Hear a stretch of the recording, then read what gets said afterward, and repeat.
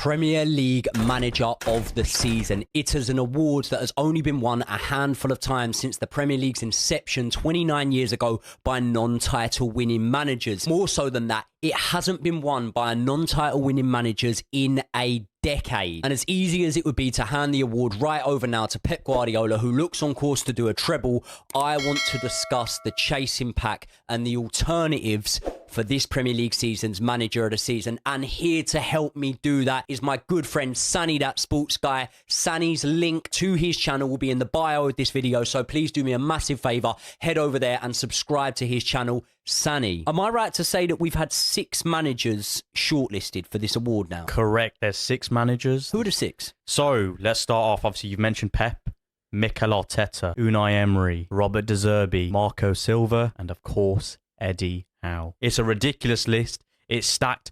But Joey, you've heard the 6 names. I want to ask you, who out of the names, Pep aside, is Manager of the Season? I mean, look, out of those 6 names, I don't want to underplay anything and make out that one of these managers hasn't done a brilliant job. The one that stands out to me that I would be a little bit surprised at, that he made the shortlist, would probably be Marco Silva. Only because I just think that for Fulham to get a top 10 finish is amazing. It's beyond the dreams of what any Fulham fan could have expected. I've got friends that are Fulham fans, and I know that they, just wanted Premier League survival this season. He has done an amazing job. But when I look at other managers in this league this season, I think there's maybe 1 or 2 you could put ahead of him.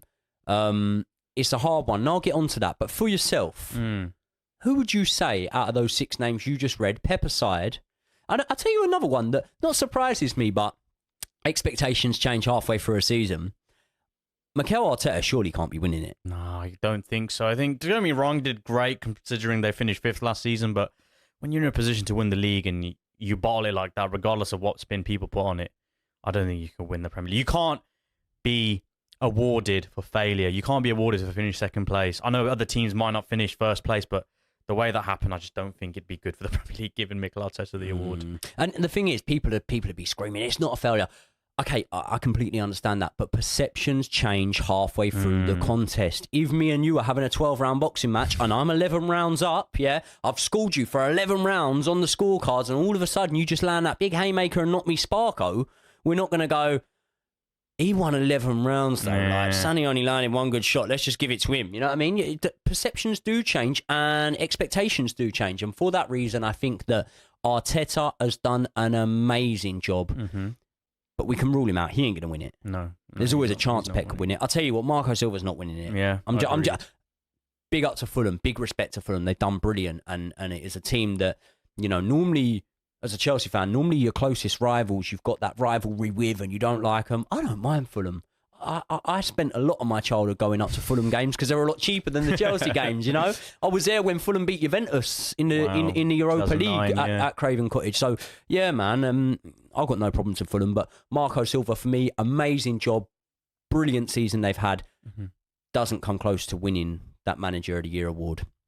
So we've just chalked Arteta and Silva off. We've got Eddie Howe. Yeah. We've got De Zerbi. Guardiola, obviously. And Unai Emery. Let me ask you, De Zerbi then. Did you think that Brighton would drop off after losing Graham Potter? I think yes, to an extent. Because, yeah, you have the new manager bounce, but it's not like Brighton were in a relegation battle. Yes, De Zerbi is a good manager, as we've seen in his time in Syria and Shakhtar Donetsk. However, it takes time for a new manager to come in, embed his principles, embed his ideas, have these players playing to the tune that he wants to play. But the fact that he just took off where Potter kind of ended, unbelievable season. And listen, there's a reason why Brighton are so highly touted, and De Zerbi is a big reason. They made the semi-finals of the cup final. Yes, they lost to us, but they played really well. They're going to be playing in Europe for the first time in their history. What a season. I think I'm speaking already for De Zerbi. But listen, there's another manager on the list as well, Joey, that could be playing in Europe next season. He's kind of gone under the radar. His nickname is Good Evening. Good Evening. And I think he's your pick as well, isn't he, Unai Emery? Unai Emery, out of those managers that you just named there, would definitely be my pick. I mean, look, he took over Aston Villa in 17th place and took them to 7th. That is a massive leap up the league table. Did I think Villa were going to go down? No, I didn't. I thought they had too much talent, and I thought there was 3 teams in the league that were worse than them.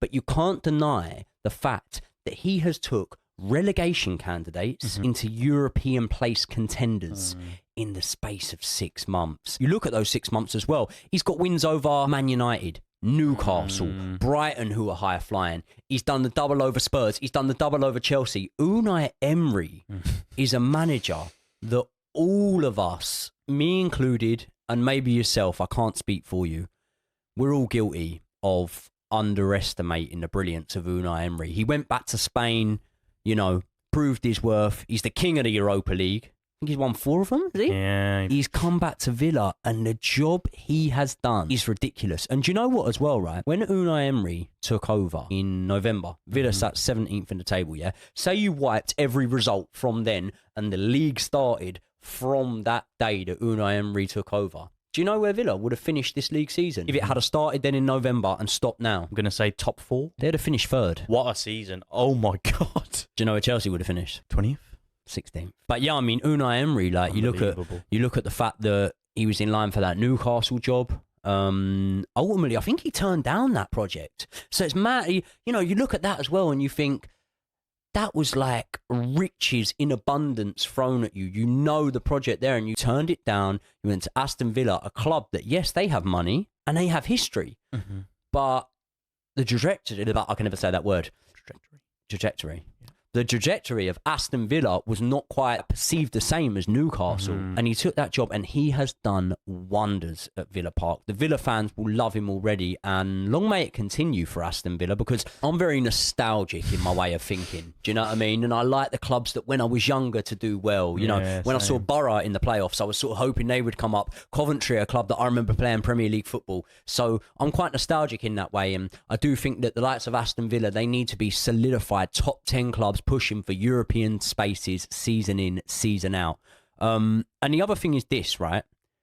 There's other managers that have done so well this season, but if their teams didn't do as well next season, I don't think it would shock me.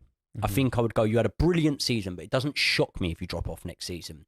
Unai Emery's the one that I can go, yeah, it would shock me. It would shock me if Aston Villa don't then again compete for European football next season. And in that Conference League, you know, he's very good in Europe, Unai Emery. He may well just win that. But all that being said, there is, for me, and I know from speaking off camera to yourself, there's a notable omission, isn't there? And I think a big notable omission. Huge omission. I mean, you're speaking about Villa. This guy used to be a player for Villa as well. Sani, hit him with it. Gary O'Neill. This is a crime against football. I mean, I'm going to hold my hands up. So is Joey. We both, in a video earlier on in the season, we both said that Bournemouth were going to go down. You say both. Every pundit, every YouTuber, every single man and his dog thought that Bournemouth were going down. I remember doing a Premier League table, which I will react to in a later video coming off of this channel. That Premier League table had Bournemouth finishing rock bottom. And do you know what, right? Scott Parker, after they took a thumping by Liverpool 9-0, yeah, Scott Parker said that his squad were ill-equipped to deal with Premier League football, yeah? And obviously the board were furious at that. And at the time, I remember sitting there and thinking, he ain't wrong though, is he? You know what I mean? He's not wrong. Like, oh, maybe he shouldn't be speaking like that, but he's not wrong. He was wrong. He was wrong because a manager like Gary O'Neill, pretty unproven, has come in there and completely turned things around. He went on a 6-game unbeaten run when he first came in. It's funny as well because they actually beat Liverpool as well. So although Parker lost 9-0, they actually beat Liverpool in the reverse fixture. Fine, he was in Bournemouth, but what a result that was. And just quickly on the Scott Parker part as well, people are saying, oh, he's ill-equipped, but then he went to Club Brugge, which I think was a great signing for himself in terms of how's he managed to get that off. But then he got sacked there as well after they got dumped out of the Champions League. So maybe Scott Parker was ill-equipped instead of the squad. At one point, even during the season, fairly far into the season, you're looking at Bournemouth and you're going, well, they're gone, you know. And to think about it, you know, when that main run-in kicked in, they weren't even in contention. I know. They weren't. Yes, mathematically they could have gone, but let's be honest, no one here was sitting about it and thinking, yeah, Bournemouth. I'm going to put it out there, mate. As much as we've sung his praises, and I think he's done a brilliant job, all that being said, we've spoke about Gary O'Neill, we've spoke about Unai Emery, we've spoke about a host of managers. For me, I'm still going to go with Eddie Howe. Yeah. You know? The job he's done at Newcastle is unbelievable. And if you want to see more on my opinion and Sani's opinion on that job that Eddie Howe has done at Newcastle, please head over to our video where we react to Newcastle qualifying for the Champions League. Ladies and gentlemen, thank you very much for watching. The link to Sani's page, as I say, will be in the bio for this video, so head over there and subscribe to see all of his content. I will see you in the next one.